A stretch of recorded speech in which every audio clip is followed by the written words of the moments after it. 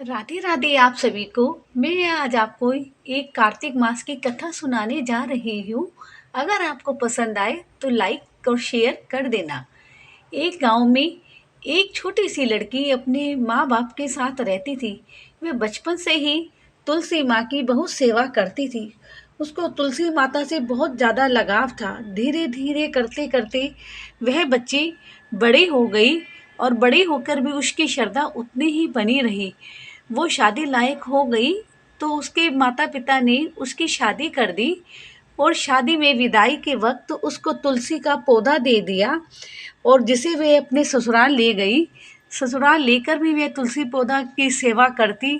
जब तक तुलसी में जल नहीं देती वो कुछ भी अन्न पानी कुछ नहीं ग्रहण करती।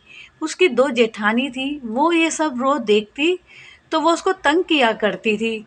वो उसका गमला तुलसी का पौधे को कहीं कहीं छुपा देती थी। वो बेचारी बड़ी मुश्किल से उन्हें ढूंढ ढूंढ कर लेकर आती और फिर उसमें जल देती, फिर वो नाश्ता करती। ऐसे ऐसे दिन बीतते गए। एक दिन उसकी जेठानियों ने उसके गमले को बहुत दूर फेंक दिया।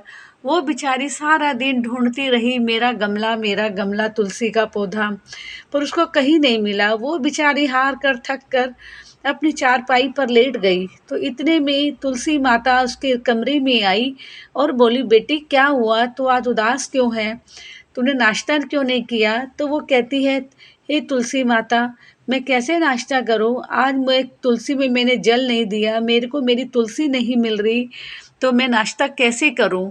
और वो कहकर सो गई। इतने में देखती है, उठती है तो उसके चारपाई के चारों कोनों में तुलसी के पौधे लगे होते हैं।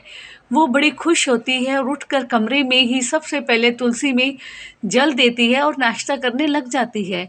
तो जेठानी देखती है, वो कहती है, अरे वाह, हो गया तेरा धर्म का आडंबर। तू तो रोज कहती थी मैं जल दूंगी तो नाश्ता करूंगी, बस तेरा हो गया, तेरा खेल खत्म। वो उसको बहुत मतलब गलत बोलती है। तो वो उनको कमरों में ले जाकर दिखाती है कि देखो मेरी तुलसी माँ, उसके चारों कोनों में तुलसी लगी होती है।